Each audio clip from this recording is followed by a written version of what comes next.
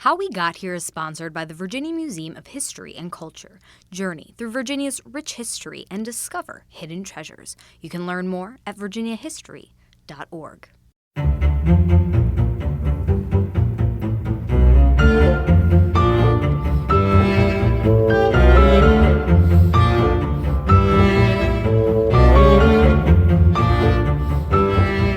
Welcome back to How We Got Here.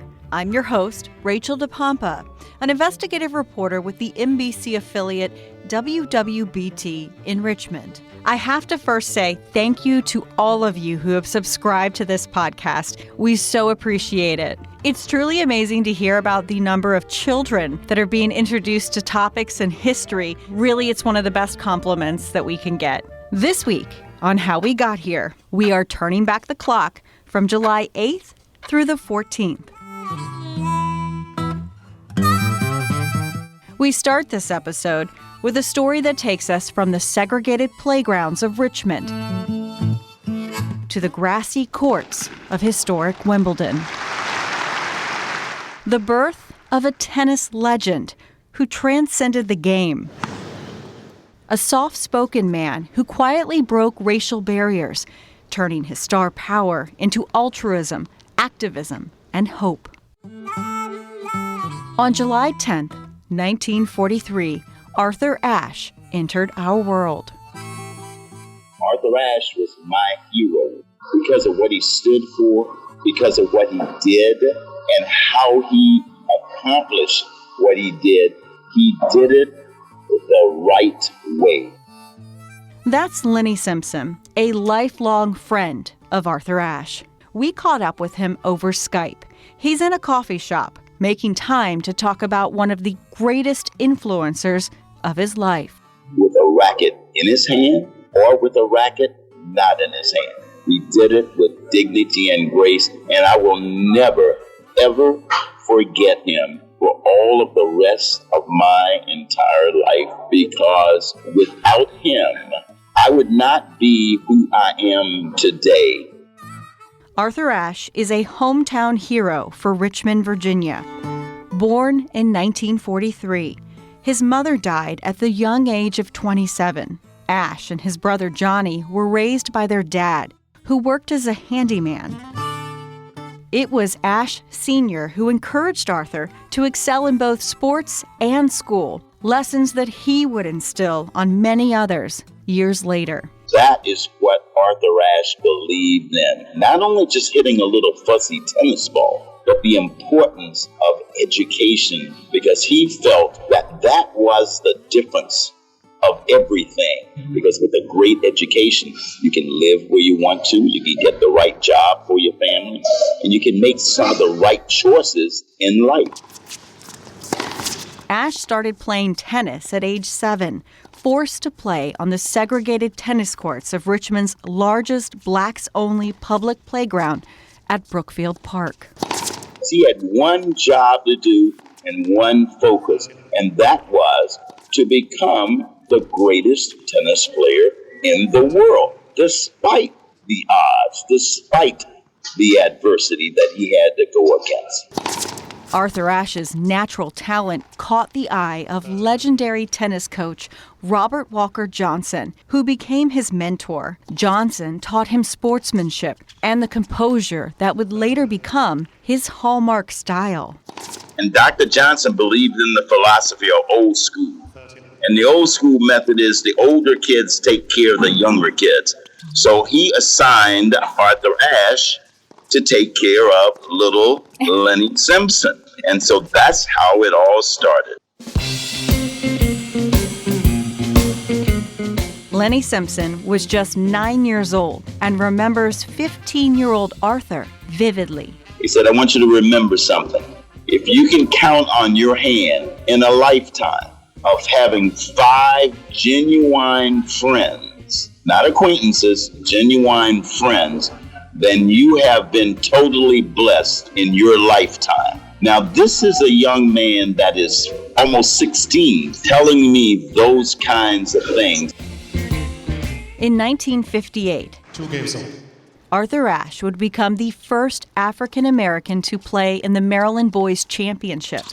It was also his first integrated tennis competition. But the racial roadblocks, they would continue. In high school in 1960, Ashe still could not compete against white players in segregated Richmond. He couldn't even use the city's indoor courts, which were closed to black players. I think what was so special about his game is, number one, of the adversity that he had to go up against in order to just hit a tennis ball, a simple tennis ball. Not only did he have to worry about the other great players in the country that he had to play against, but he had to go up against all of the adversities of the color of his skin. Where were we going to stay? How were we going to travel? What time were we going to travel? All of those kinds of things, not even talking about the names that we were called when we were on the tour. But Arthur was such a very special individual. Those things just did not bother him on the outside, but on the inside, they bothered him greatly. Around every turn, he had to ask permission to play in a specific tournament. He had to find courts that would accept the color of his skin. Finally, in 1963, a breakthrough for the 20-year-old 6'1" phenom. He became the first black player ever selected for the United States Davis Cup team. At the time, he was attending UCLA on scholarship. He became a member of ROTC, which required him to join active military service after graduation. This was in exchange for money for tuition. He formally joined the Army in 1966. It was his brother, Johnny Ashe, that kept him on the tennis courts and out of the Vietnam War. Johnny took Arthur's place. Johnny made the ultimate sacrifice by serving in the Vietnam War, and he did it so his brother did not have to serve. That, to me, is what we call real sacrifice. To go back in, serve in the awful Vietnam War, and so many soldiers and young men that were killed. If Ashe had gone to Vietnam, we don't know whether he would have made it back. We don't know whether he ever would have had the opportunity to win the U.S. Open in 1968. 2 games on. By the way, Ashe only got $20 for winning the U.S. Open. $20. He was still considered an amateur at the time, so he wasn't allowed to accept the $12,000 prize money. $12,000 in 1968. That was a ton of money he had to turn down. Ashe was discharged from the Army in 1969 after being promoted all the way to first lieutenant. After winning the U.S. Open, he goes on to win the Australian Open and Davis Cups with the U.S. team. But his fight for racial equality never ended. In 1969, he applied for a visa to play in the South African Open, but he was denied by the South African government, who enforced its apartheid policy of racial segregation. He wouldn't give up, though. He applied for that visa every year. 4 years later, he was granted a visa to enter the country and play in the tournament. When he walked into a room, the way he carried himself, and when he spoke, everybody listened. And everybody listened all around the world. 49. 2 years later, it was the first All-American Wimbledon final in decades. On July 5th, 1975, Ashe was just a few days shy of his 32nd birthday. And he finally won Wimbledon, defeating defending champion Jimmy Connors. Ashe would play for a few more years, even winning a doubles championship at the Australian Open. But at the age of 36, in 1979, Ashe suffered his first heart attack during a tennis clinic in New York. He underwent heart surgery and officially retired in 1980. His career record, 996 wins and 47 titles. 49. Ashe suffered a second heart attack and subsequent bypass surgery 3 years later. And it's widely believed he contracted HIV from a blood transfusion during that second surgery. Ashe kept that diagnosis from everyone except his wife and young daughter. He was forced to announce it to the world in April of 1992, after his diagnosis was leaked to a newspaper, USA Today. A year later, he created the Arthur Ashe Foundation for the Defeat of AIDS, raising millions. He died from pneumonia in New York, February 6, 1993. That relationship lasted right up to the day that he died. We called each other and promised each other that we would call each other every 7 days, and we never missed not calling each other every 7 days, no matter where we were. He was an incredible individual and person. 26 years after his death, Arthur Ashe once again held center court in his hometown. 3, 2, 1. Just 2 weeks ago, the city renamed a historic roadway that cuts through the center of Richmond. Arthur Ashe Boulevard. The street naming is not Ashe's only honor in his birth city. There's a building named for him and a statue on the historic Monument Avenue.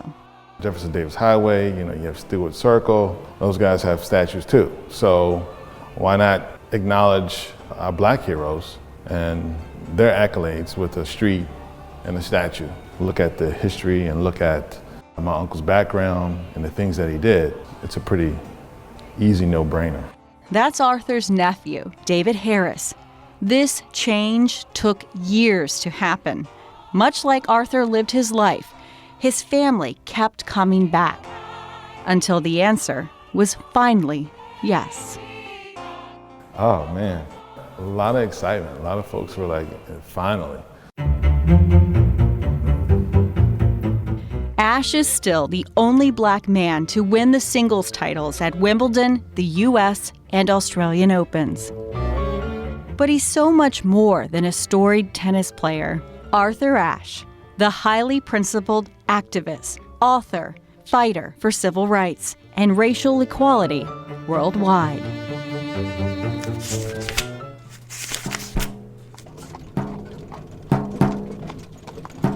Now to the life and death and funeral procession of another Richmond icon from a century earlier, a man who served as Chief Justice of the U.S. Supreme Court for more than 3 decades, John Marshall. It was July 9, 1835. Marshall died 3 days earlier in Philadelphia, but his body arrived in Richmond for the biggest funeral procession the city had ever seen. So the afternoon of July 9th, 1835, the bells of the city are tolling and they close down all the shops.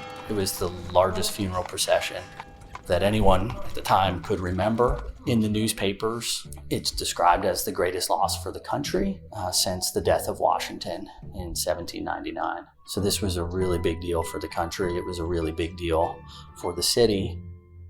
That's Kevin Walsh, a professor at the University of Richmond, where he teaches constitutional law.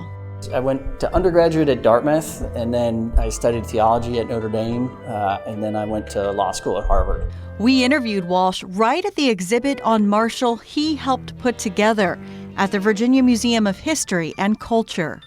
Walsh's eyes light up when he talks about his hero, John Marshall.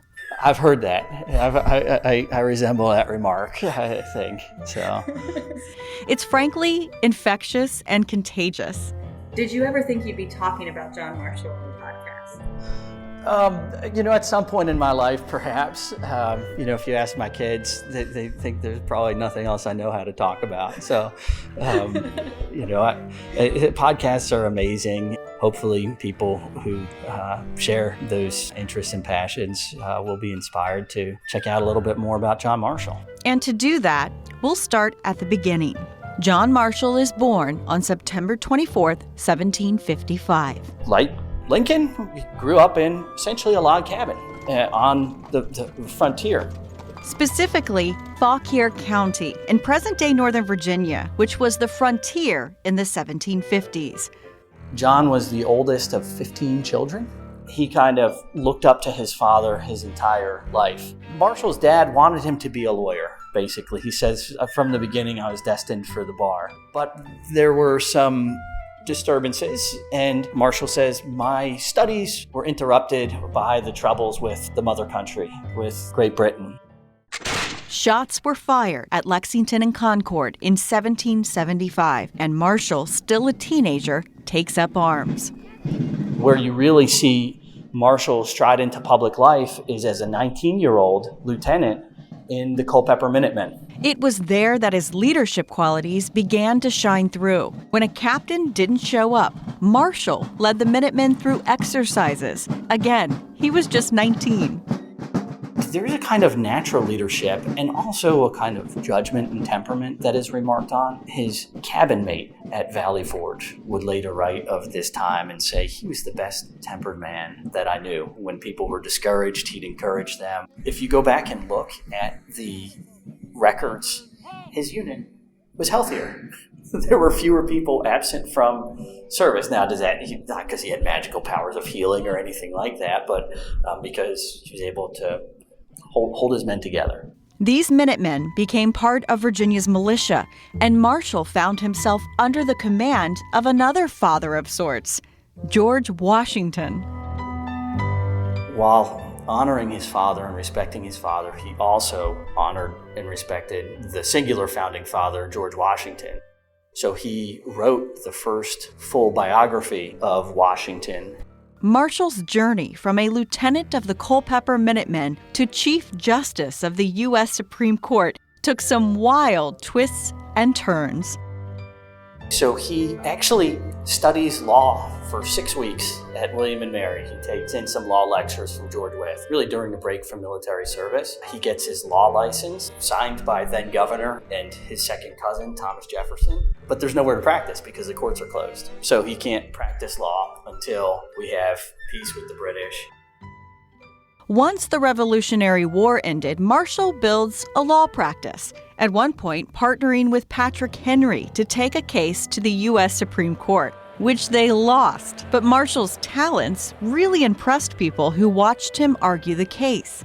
He starts coming into national prominence through his law practice and also through his connections to Washington from the military. Washington wanted to appoint him Attorney General of the United States. Marshall said no. He wanted Marshall to run for Congress. Marshall said no. Story has it that Marshall, after a couple days, he gets up really early to leave, and there's George Washington in his full military uniform basically saying, look, I serve my country. It's time for you to do it.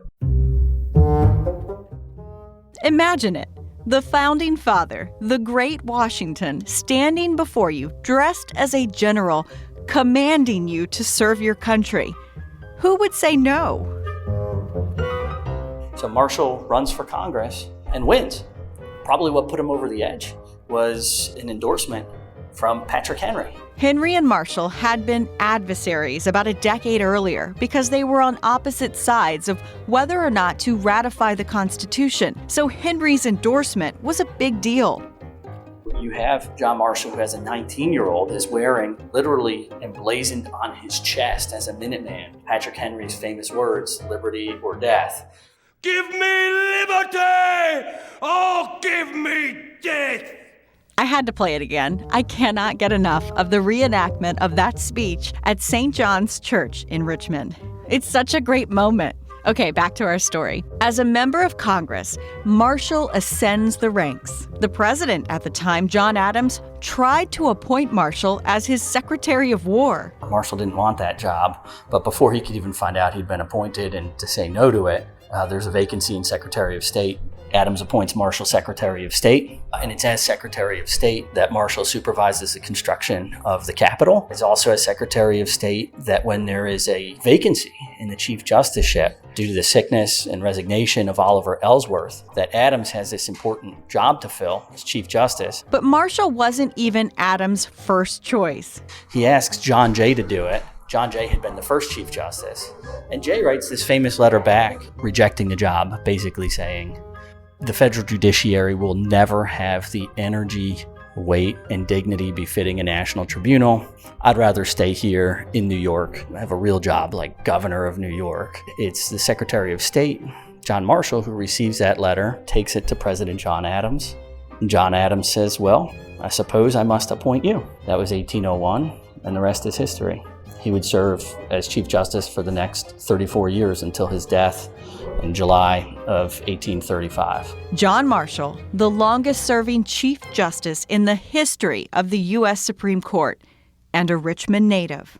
He lived in Richmond his entire life. He built a house in the early 1790s in walking distance from the Capitol. It's where he wrote some of his most significant opinions. The house still stands today, right next to the Richmond courthouse that bears his name. Marshall had 10 children, 6 of whom lived to adulthood, but his wife, who he called My Dearest Polly, died in the early 1830s. She was buried in Shockoe Hill Cemetery, which was then called the sort of new cemetery. He would visit her grave every Sunday, and one day, walking back home from her grave, he collapsed. Someone who saw him go down brought him back to his Richmond house. He was then taken to a doctor in Philadelphia. His health was failing.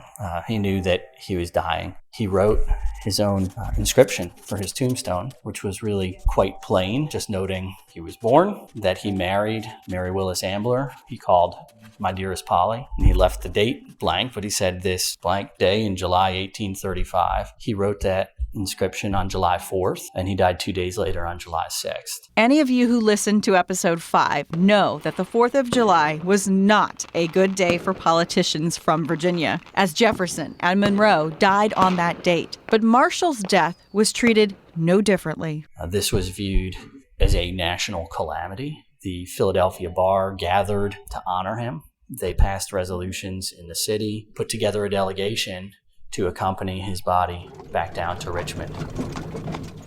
Shortly afterwards, the news of his death reaches Richmond. They form a plan for a procession, so they all gather at the Capitol in the afternoon of July 9th, 1835. Businesses were ordered to close. The courts adjourned. Government work wasn't being done. Private work wasn't being done. It's what everyone's talking about. There's a sense of grief. The words that people use, they say it's a calamity for our country. It's a calamity for the Commonwealth to lose this great figure who was a connection to the revolutionary generation. The generation that started the United States of America.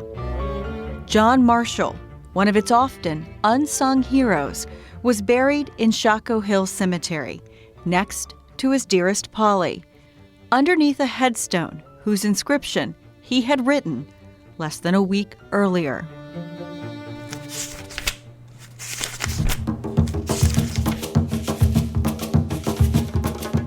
Eight years ago this week, I told a story of the uncovering of an African burial ground in Richmond's historic Shockoe Bottom. If you aren't familiar with Richmond, in the early 1800s, Shockoe Bottom was undesirable, low-lying land in the city, which made it ground zero for the slave trade. As with many sites like this, dark histories are often covered up and forgotten. In 2011, Virginia Commonwealth University was using the land as a parking lot when tensions finally boiled over. We say, VCU, get your asphalt off our people. That site will serve us much better as a place of memorial and as a place of learning and honesty. There were lawsuits and protests to have the site preserved and honored. And in the NBC 12 archives, on July 12, 2011, the activists who fought to remove the parking lot return to see uncovered land for the very first time. We've been acknowledged A little bit. Still a lot of work to be done. Still a lot of work, yeah. Yeah.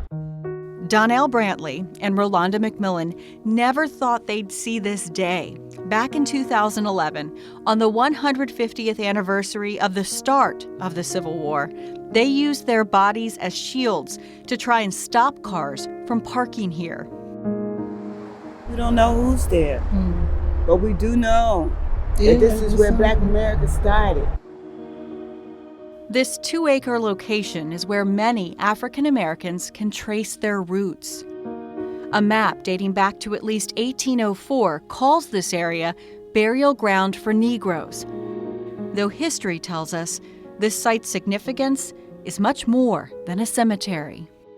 I think that the Shockoe Bottom area, in and of itself, is a sacred place. Not only were people bought and sold there, people were incarcerated, held in slave pens. They were auctioned there. Families were split up. Sean Utzi is the chair of African American Studies at VCU. He directed an award-winning documentary about the battle to reclaim the burial ground. We are not good about talking about race. And Richmond is a place centered in race in American history. And so to walk around and to pretend, to be in denial about that history does none of us any good. The debate over a parking lot in Richmond had roots buried far deeper than the asphalt could reach. Slavery played a massive role in how this city grew in the years leading up to the Civil War. In the 1830s, Alexandria was the largest slave market in the U.S. In the 1840s, that was Richmond. That's Dr. Karen Sherry. She's a curator at the Virginia Museum of History and Culture. She helped create a new exhibit at the museum that looks back at the 400 years since the first recorded captive Africans arrived on the shores of Virginia. It really fundamentally shaped the course of American history and the nature of American society. She's an expert, a New York native that has served as a curator at museums in Maine and Brooklyn. And she obviously agrees. The study of history is incredibly important.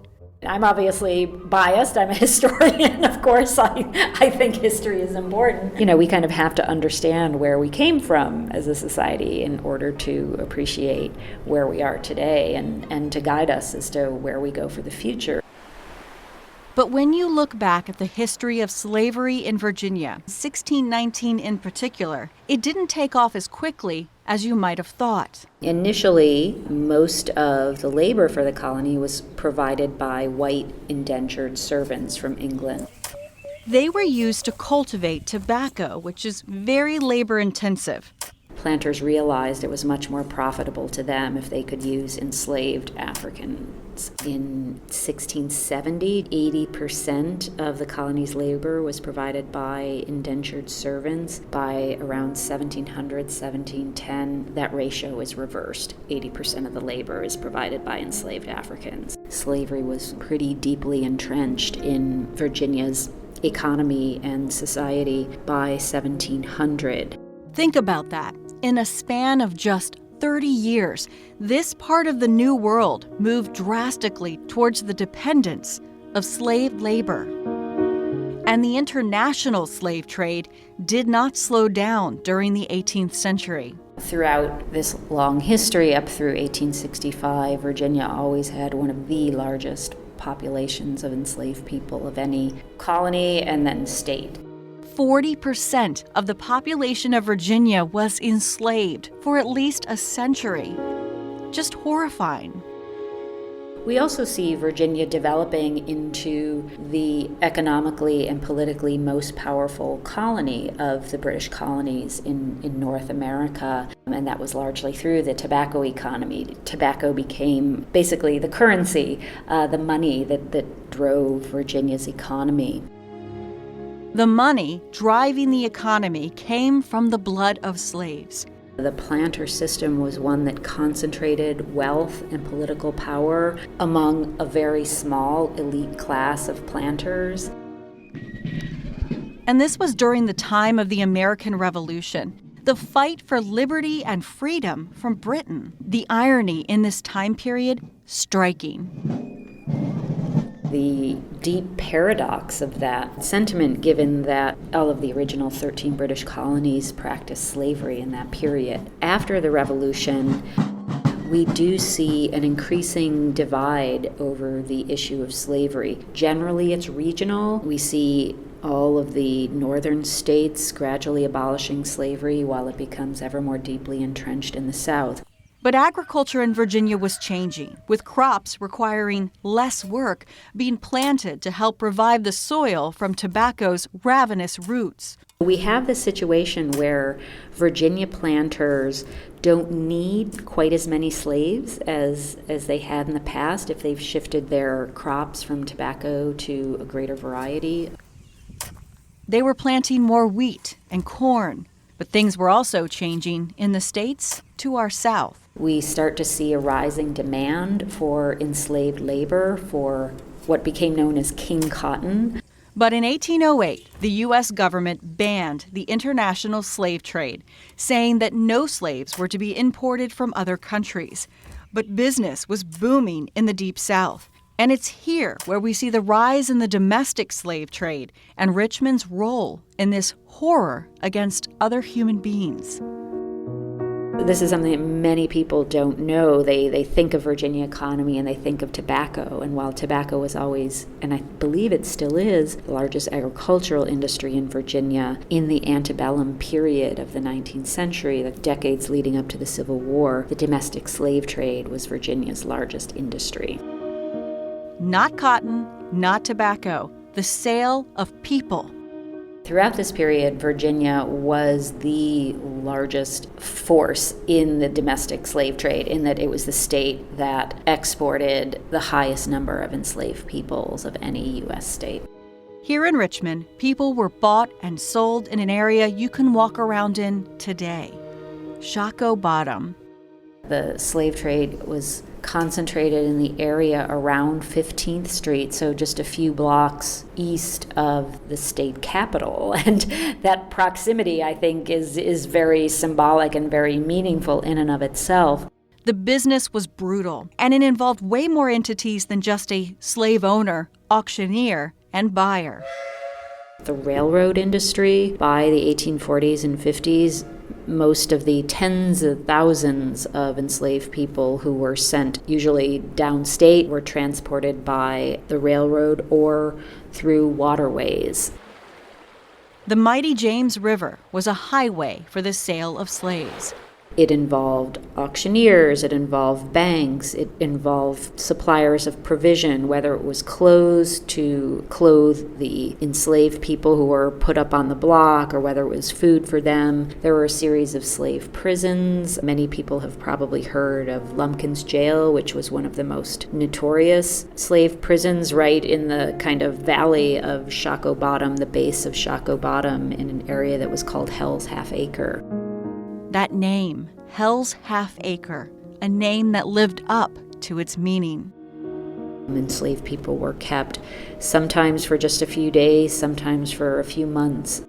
They were kept in prison under horrific conditions as they awaited sale. These sales in Richmond played host to some of the most disgusting examples of human behavior in recorded history.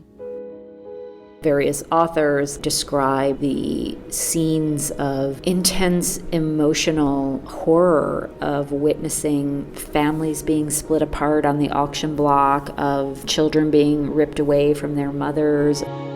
1 in 5 marriages between enslaved people were broken up through the slave trade. Couples were split up as one was sent off to the Deep South, and 1 in 3 children were separated from their parents. Those kinds of personal tragedies, the familial impact of the slave trade also underscores not just how horrific it was, but how impactful it was on the lives of Virginians. I mean, we probably drive our cars or maybe walk or drive a bus or something past these grounds where very, very painful history happened. And I think as a society, America has never fully reckoned with the legacy of 246 years of slavery.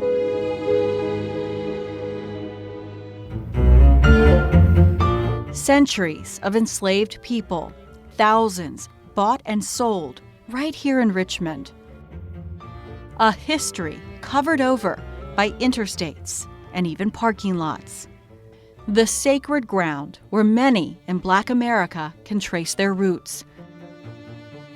Finally revealed less than a decade ago.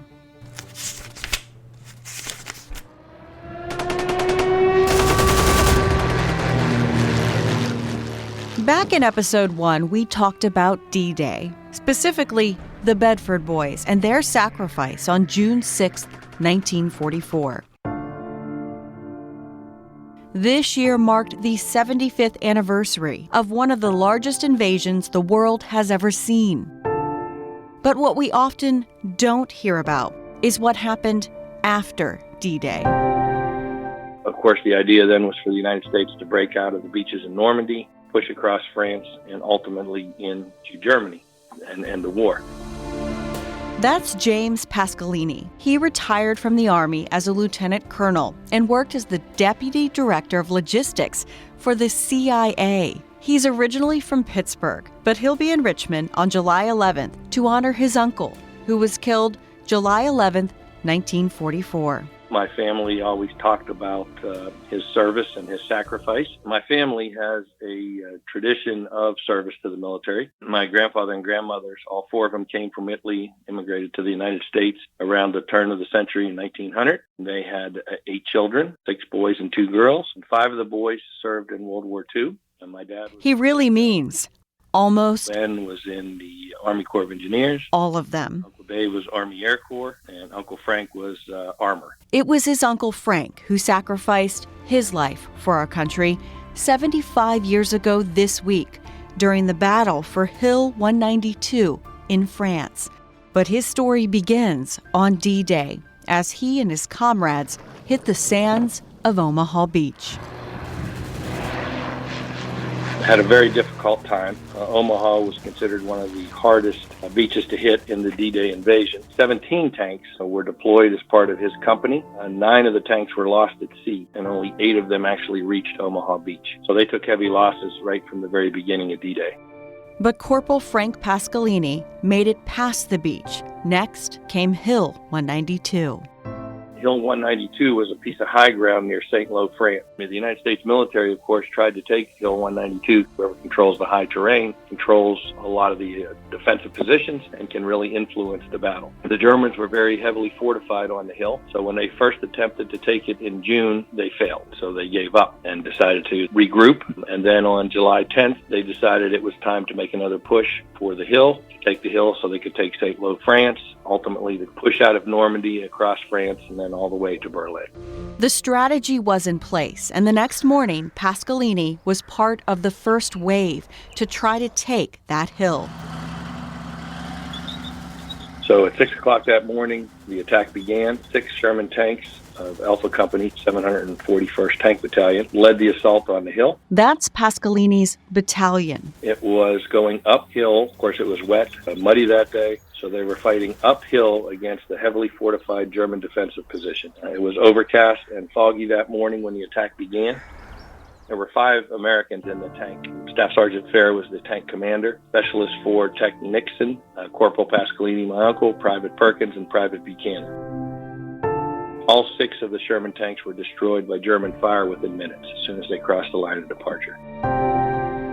This tank, with the 5 of these soldiers in it, took a direct hit from a German rocket. The lieutenant saw the tank take the hit. There was an initial explosion when the rocket hit. 2 to 3 additional explosions followed from the fuel and ammunition in the tank. With the heat and the flames, they also exploded. Of the 5 Americans inside the tank, 4 of them died, including Corporal Pasqualini. Only the tank gunner, Private Buchanan, miraculously survived. But the ultimate sacrifice of life was not in vain. So the attack continued on. Hill 192 was taken that day. The Germans ultimately lost control of the high grounds. Large number of German POWs surrendered. With the loss of Hill 192 from the Germans and the United States taking the hill, they were able to take the town of St. Lo, and then they were able to break out of the Normandy Peninsula and continue on the attack through France and ultimately in through Germany. Despite their death, the Americans completed that particular mission, ultimately leading to the end of World War II. VE Day would not have come, Victory in Europe Day would not have happened that quickly if Hill 192 hadn't fallen, St. Lo hadn't fallen, and the U.S. couldn't push out of Normandy. Ultimately, after the battle was won, they send in teams to retrieve human remains. So when they got to the tank, which again had been burnt out completely, multiple explosions, there were very few identifiable human remains in the tank. Crews were able to identify the remains of Private Perkins, but none of the other 3 men, including Corporal Pasqualini. So they buried the other 3 in a joint casket. They were originally, during the war, interred also in St. Lo Cemetery, the American cemetery in France. Once World War II ended, they looked to repatriate remains of soldiers based on the wishes of the family. So the joint casket with the 3 soldiers in, including my Uncle Frank, were repatriated back to the United States around 1950. Which leads us back to why James Pasqualini will be in Richmond on the 75th anniversary of his uncle's death. Uncle Frank is from Pennsylvania. Staff Sergeant Fair was from Pennsylvania. Willis Nixon was from North Carolina. So the decision was made to bury them in a centrally located cemetery, and thus they picked Richmond, Virginia as a national cemetery. But there was no formal military ceremony. It was just a reinterment. 3/4 of a century later, those 3 men will finally be honored for the ultimate sacrifice. We'll have the Army band participating. Bugler will come and blow taps. A vocalist will come and sing the national anthem. A Army chaplain will be there to provide prayer service. They will have a military firing squad and a military honor guard to present the folded flag to the next of kin, which is scheduled to be my Uncle Frank's granddaughter. A tradition of military service. The final honor. The service of the Pasqualini family continuing on. We've been serving for generations, so I'm happy that we're able to make sure that these men, their memory will not be forgotten, and their sacrifice is greatly appreciated by not only our family, but by the military, and I think by the entire country.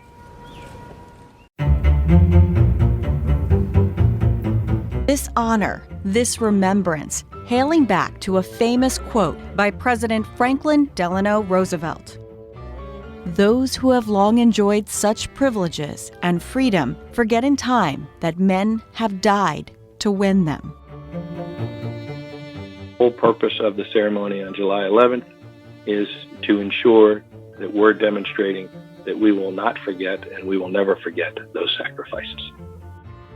Sacrifices of the greatest generation for the freedoms we enjoy today. The epitome of how we got here. This podcast is recorded by WWBT NBC 12 in Richmond, Virginia. I want to send a special thank you this season to the very hard work of my friends, Digital Director Kate Albright and Executive Producer Colton Weekly. Without these 2, this podcast would not happen. Thank you to NBC 12 anchor Carla Reddit, who tracked down and interviewed Mr. Lenny Simpson. To Tina Rodriguez for the beautiful How We Got Here logo.